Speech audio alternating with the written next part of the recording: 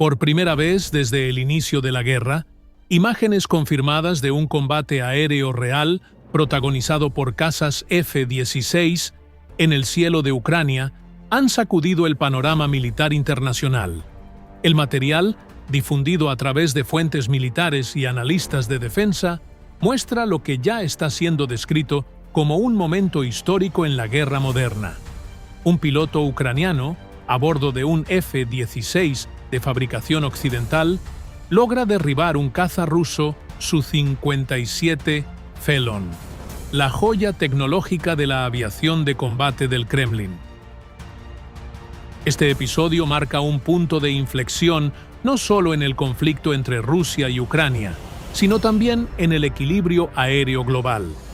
Durante años, Moscú promovió el Su-57 como un caza de quinta generación capaz de rivalizar con los modelos más avanzados de la OTAN, presentándolo como prácticamente indetectable y superior en combate aire-aire. Sin embargo, las imágenes del enfrentamiento y los datos preliminares del derribo cuestionan de forma directa esa narrativa, exponiendo vulnerabilidades críticas en la doctrina aérea rusa. La aparición de los F-16 en misiones de combate activo confirma que Ucrania ha entrado en una nueva fase de la guerra, caracterizada por operaciones aéreas más audaces, coordinadas y técnicamente sofisticadas.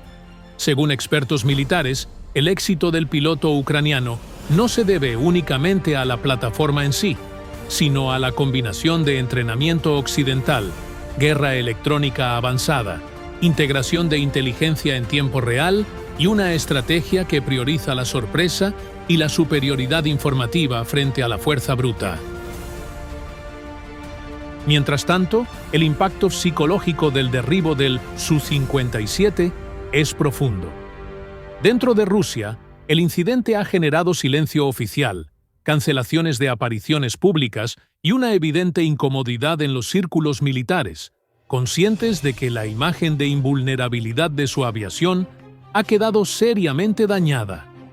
En el ámbito internacional, aliados de Ucrania interpretan el suceso como una prueba tangible de que el apoyo aéreo occidental no solo equilibra el campo de batalla, sino que puede inclinarlo decisivamente.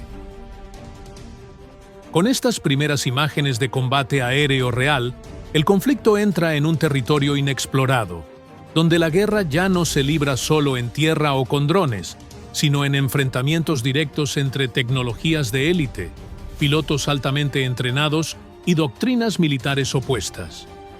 Lo ocurrido en el cielo ucraniano podría redefinir las reglas del combate aéreo del siglo XXI. Tras la difusión de las primeras imágenes, comenzaron a emerger nuevos detalles operativos que permiten reconstruir cómo se desarrolló el enfrentamiento aéreo entre el F-16 ucraniano y el Su-57 ruso. De acuerdo con fuentes de inteligencia occidental y análisis de expertos en aviación militar, el combate tuvo lugar durante una misión de patrulla avanzada en una zona disputada del espacio aéreo ucraniano, donde Rusia había incrementado recientemente la presencia de aviones de combate de alto nivel con el objetivo de intimidar y probar las nuevas capacidades defensivas de Kiev. El Su-57, considerado el avión más moderno del arsenal ruso, habría ingresado en el área con apoyo indirecto de radares terrestres y sistemas de guerra electrónica, confiando en su bajo perfil de detección y en su supuesta superioridad tecnológica. Sin embargo, esta vez se encontró con un escenario radicalmente distinto.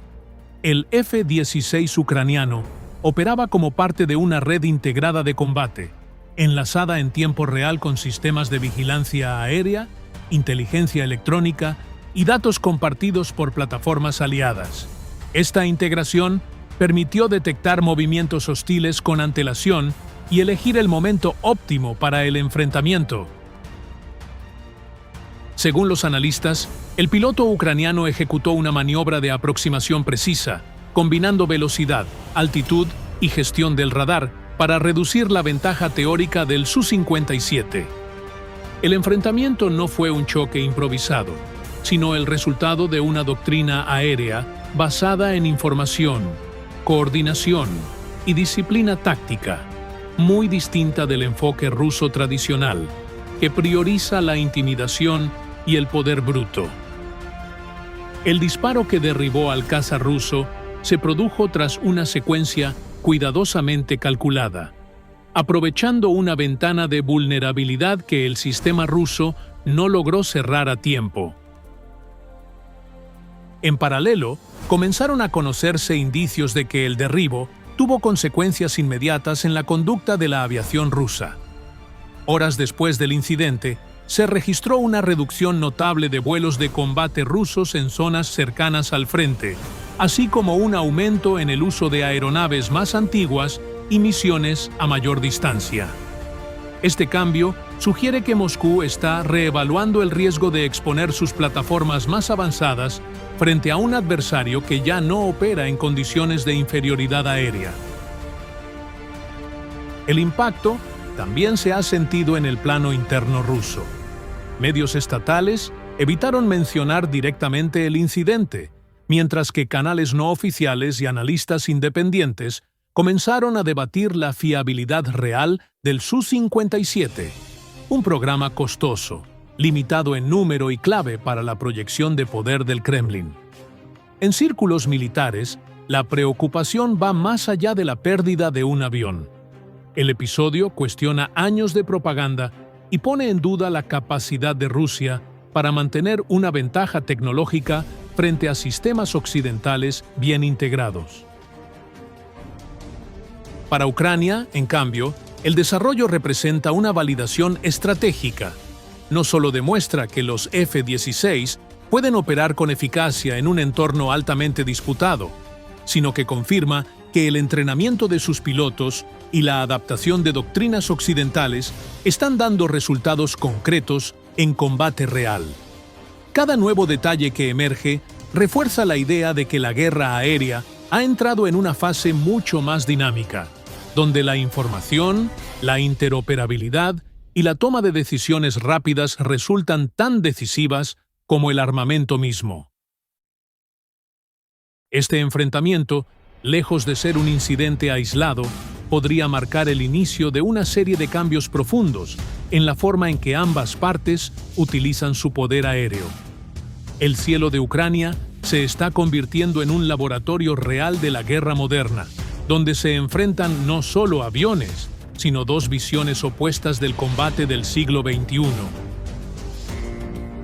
El derribo del Su-57 ruso por un F-16 ucraniano no representa únicamente un episodio puntual de éxito táctico, sino que consolida un cambio estructural en el curso de la guerra aérea. A estas alturas del conflicto, el cielo de Ucrania ya no puede considerarse un espacio de dominio ruso ni un territorio prohibido para plataformas occidentales. Por el contrario, el enfrentamiento demuestra que la superioridad aérea moderna no depende solo del sigilo o de la potencia individual de un avión, sino de la capacidad de integrarlo en un sistema amplio de sensores, inteligencia compartida y toma de decisiones sincronizada. Para Moscú, las implicaciones estratégicas son profundas. La pérdida de un Su-57, un símbolo del prestigio tecnológico y militar ruso, erosiona la narrativa de invulnerabilidad que el Kremlin ha promovido durante años tanto hacia el exterior como hacia su propia población. La cautela creciente de la aviación rusa tras el incidente sugiere que el mando militar es consciente de que cada nueva incursión, con sus activos más avanzados, conlleva ahora un riesgo político, psicológico y militar mucho mayor. Esto podría limitar la libertad de acción rusa en el aire y obligar a redefinir prioridades en un conflicto ya marcado por el desgaste y la presión prolongada. Desde la perspectiva ucraniana, el resultado refuerza la confianza en una estrategia de defensa basada en calidad, coordinación y adaptación. El uso efectivo de los F-16 no solo mejora la protección del espacio aéreo nacional, sino que amplía las opciones ofensivas y defensivas de Kiev en un momento crítico de la guerra. Más allá del impacto inmediato, el mensaje es claro. Ucrania está logrando transformar el apoyo occidental en capacidad real de combate, con resultados verificables en el campo de batalla. En el plano internacional, el suceso es seguido con atención por aliados y adversarios por igual. Para los socios de Ucrania, el incidente valida la inversión en entrenamiento, interoperabilidad y transferencia de tecnología. Para otros actores globales, especialmente aquellos que observan de cerca la evolución del equilibrio militar entre bloques, el combate aéreo en Ucrania se convierte en una referencia clave para entender cómo se enfrentan hoy sistemas de armas de última generación en condiciones reales de guerra. Así, el enfrentamiento entre el F-16 ucraniano y el Su-57 ruso trasciende la dimensión militar inmediata. Se convierte en un símbolo del momento actual del conflicto, donde la guerra ya no se decide solo por volumen de fuerzas, sino por inteligencia, integración tecnológica y capacidad de adaptación. En ese contexto, el cielo de Ucrania emerge como uno de los escenarios más decisivos del siglo XXI, y lo ocurrido podría anticipar cómo se librarán los conflictos aéreos del futuro.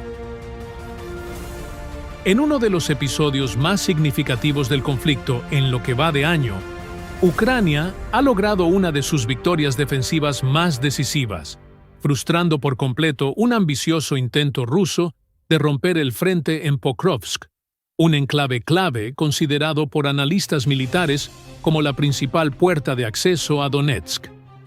Durante varios días de combates intensos y continuos, las fuerzas rusas lanzaron 43 ataques consecutivos con el objetivo de forzar una brecha en las líneas ucranianas. Ninguno tuvo éxito. El resultado no solo detuvo el avance ruso, sino que expuso una profunda fragilidad en la actual estrategia ofensiva de Moscú. Pokrovsk, vital por su valor logístico, ferroviario y operativo, se había convertido en uno de los objetivos prioritarios del Kremlin para reactivar su campaña en el este de Ucrania. Su caída habría permitido a las fuerzas rusas presionar directamente el corazón del Donbass controlado por Kiev. Sin embargo, la defensa ucraniana, basada en posiciones fortificadas, uso inteligente de artillería, drones de reconocimiento y ataques de precisión, logró contener cada oleada, infligiendo pérdidas significativas en personal y material a las unidades atacantes. Ante el fracaso repetido y el deterioro de sus fuerzas en Pokrovsk, el mando ruso optó por redireccionar apresuradamente la ofensiva hacia Vovchansk, en el norte del frente, con la esperanza de recuperar la iniciativa y mostrar algún tipo de avance tangible.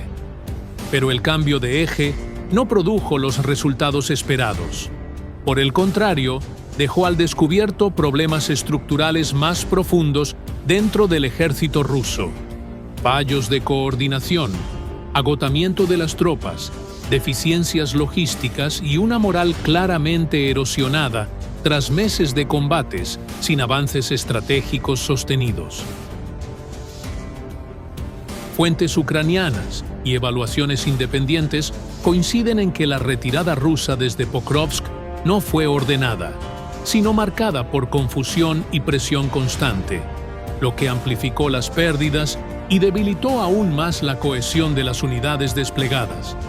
Al mismo tiempo, el intento de trasladar el esfuerzo principal a Vovchansk creó vacíos operativos en otros sectores del frente, obligando al Kremlin a dispersar recursos en un momento en que su capacidad ofensiva ya muestra claros signos de desgaste.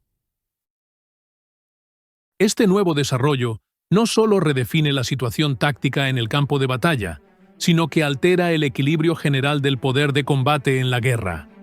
Mientras Ucrania consolida su capacidad para absorber y neutralizar ofensivas a gran escala, Rusia enfrenta crecientes dificultades para sostener operaciones complejas y coordinadas a lo largo de un frente extenso y cada vez más frágil. El episodio de Pokrovsk y el posterior giro hacia Vovchansk se perfilan así como un reflejo claro de cómo la guerra está entrando en una fase donde la resistencia organizada, la inteligencia operativa y la adaptación estratégica están inclinando progresivamente la balanza. A medida que se conocieron más detalles sobre los combates en torno a Pokrovsk, quedó claro que el fracaso ruso no fue producto de un solo error táctico, sino de una cadena de fallos operativos acumulados.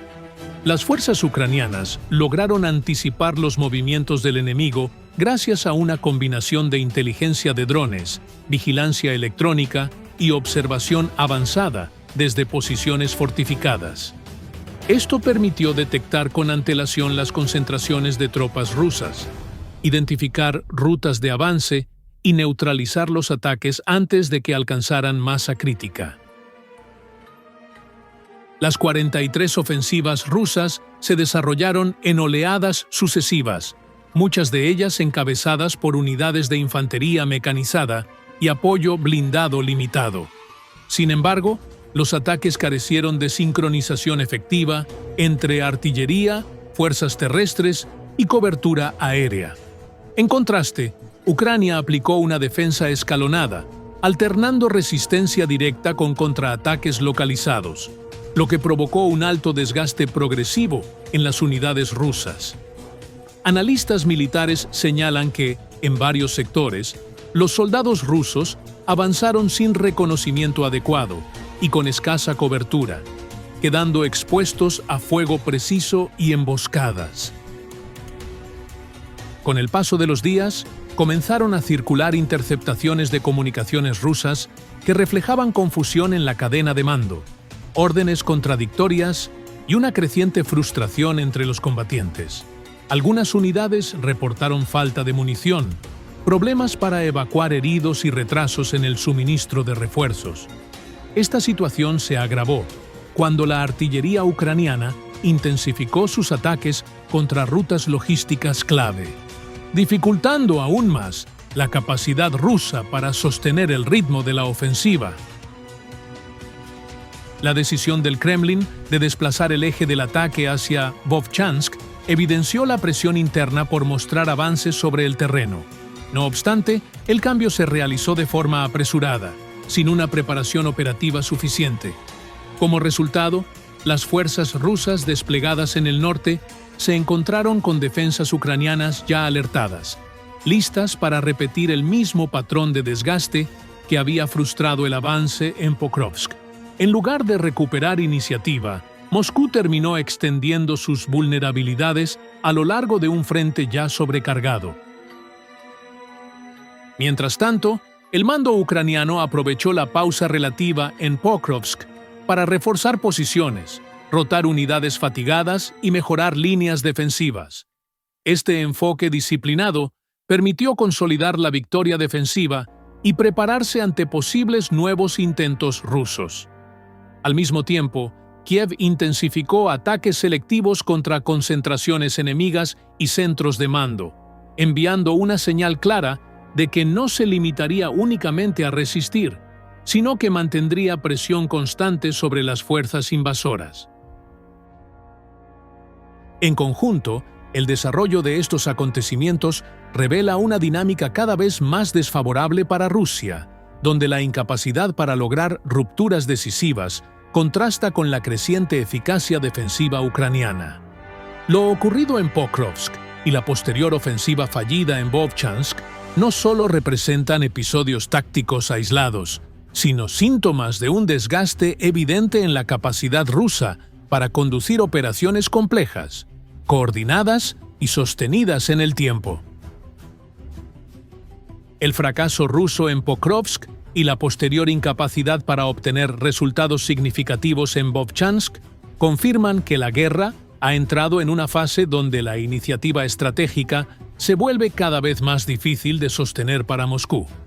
Lejos de representar un simple revés táctico, estos acontecimientos revelan un patrón persistente: ofensivas costosas, avances mínimos y un desgaste progresivo que erosiona tanto la capacidad militar como la cohesión interna de las fuerzas rusas desplegadas en Ucrania. Para Ucrania, el resultado consolida una tendencia clave del conflicto en 2025, la capacidad de absorber ataques a gran escala, romper el impulso enemigo y convertir la defensa en una ventaja estratégica.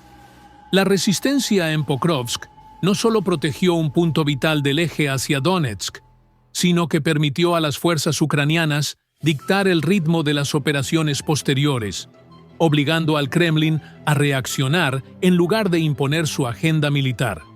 Este control del tempo operativo es cada vez más decisivo en una guerra marcada por el agotamiento y la presión prolongada. El impacto psicológico de estos fracasos también es significativo. La repetición de ataques fallidos, las retiradas bajo fuego y la ausencia de logros visibles están minando la moral de las tropas rusas, mientras que en Ucrania refuerzan la confianza en una estrategia basada en disciplina, inteligencia operativa y uso eficiente de recursos. A nivel político, la incapacidad de Moscú para presentar avances claros complica la narrativa oficial y aumenta las tensiones internas sobre el coste real de la guerra. En el plano militar más amplio, lo ocurrido subraya un cambio fundamental en el equilibrio de poder sobre el terreno. Rusia continúa disponiendo de volumen humano y material, pero enfrenta crecientes dificultades para concentrarlo de manera eficaz sin quedar expuesto a pérdidas severas. Ucrania, en cambio, demuestra que una defensa bien organizada, apoyada por tecnología, coordinación interarmas y conocimiento del terreno, puede neutralizar ofensivas numéricamente superiores. Así, Pokrovsk y Vovchansk se convierten en símbolos de una guerra que ya no se decide por empujes masivos, sino por resistencia sostenida, desgaste inteligente y control operativo del frente. El resultado de estos combates sugiere que, mientras Rusia lucha por redefinir una estrategia viable, Ucrania continúa fortaleciendo su posición defensiva y su capacidad para influir decisivamente en la evolución del conflicto. En este contexto, el balance de poder sigue desplazándose lentamente, pero de forma constante, a favor de Kiev. Ucrania ha llevado a cabo una operación estratégica de alto impacto que ya está siendo considerada por analistas militares como un punto de inflexión en la guerra. En una acción coordinada y meticulosamente planificada, las fuerzas ucranianas atacaron de forma simultánea dos de los pilares más críticos de la maquinaria bélica rusa: la munición y el combustible.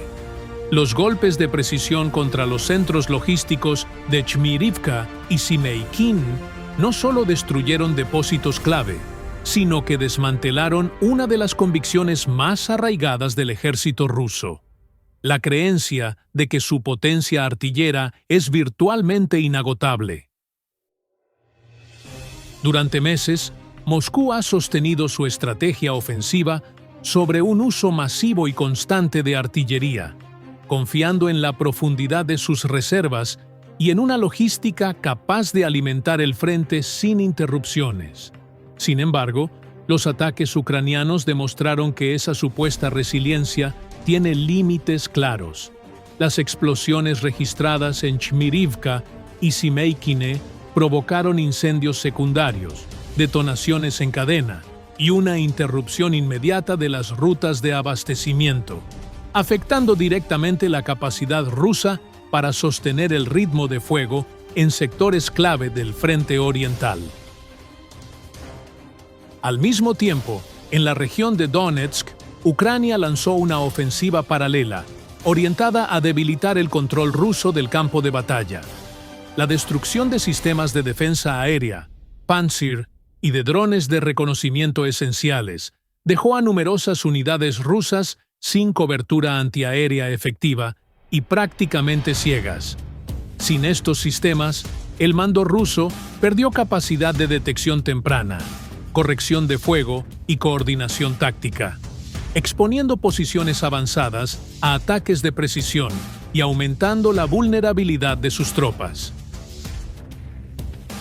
Este enfoque simultáneo, golpear la retaguardia logística mientras se neutralizan los ojos y escudos del enemigo en el frente, refleja una evolución significativa en la doctrina militar ucraniana. Ya no se trata únicamente de resistir o desgastar, sino de atacar de manera inteligente los puntos donde el daño genera efectos en cascada, paralizando sistemas completos en lugar de destruir objetivos aislados.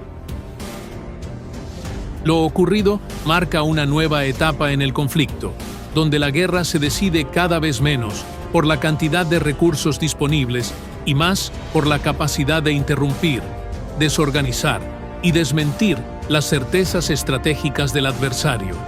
La ofensiva contra la munición, el combustible y los sistemas de defensa rusa envía un mensaje claro: la profundidad logística de Moscú ya no garantiza seguridad, y el equilibrio de poder en el campo de batalla continúa desplazándose.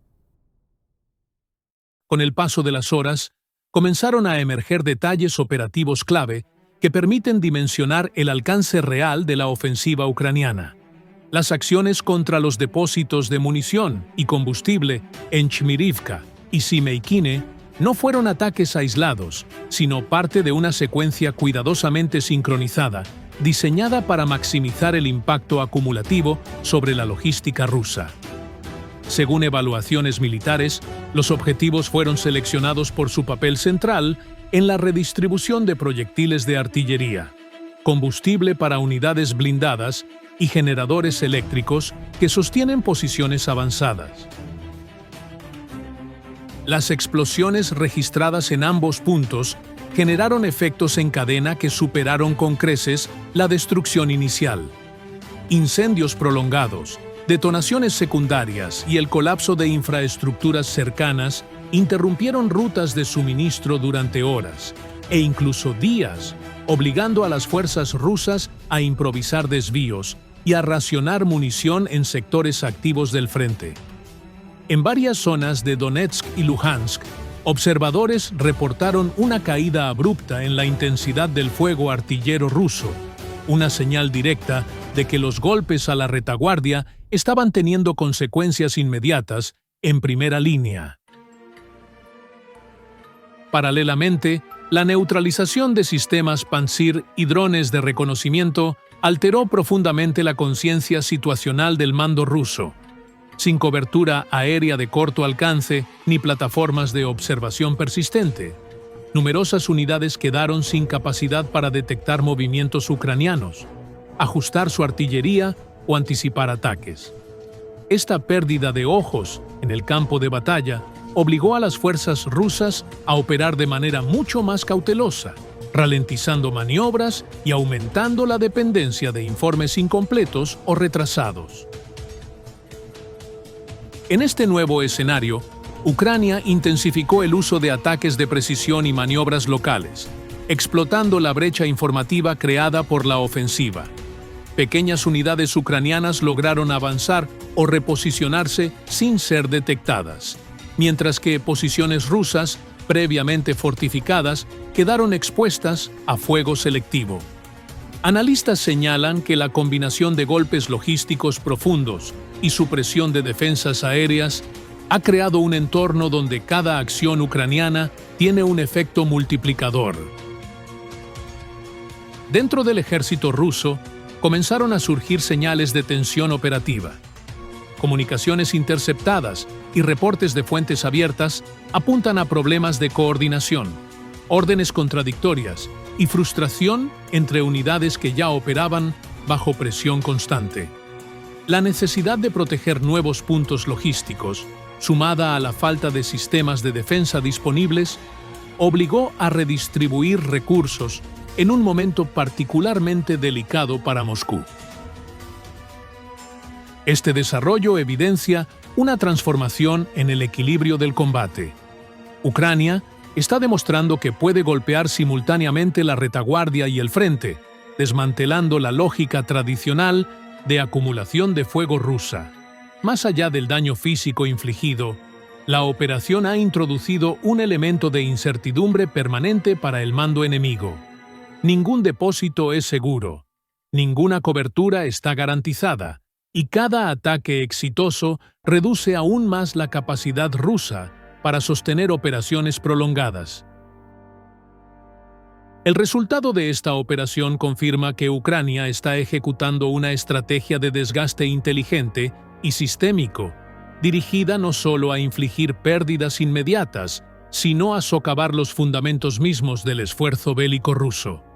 Al golpear simultáneamente la munición, el combustible y los sistemas de defensa y reconocimiento, Kiev ha demostrado que la superioridad rusa basada en el volumen de fuego puede ser neutralizada cuando se atacan los nodos críticos que la sostienen.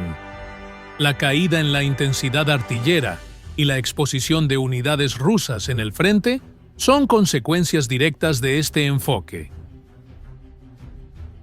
Para el mando ruso, las implicaciones son profundas y difíciles de revertir a corto plazo.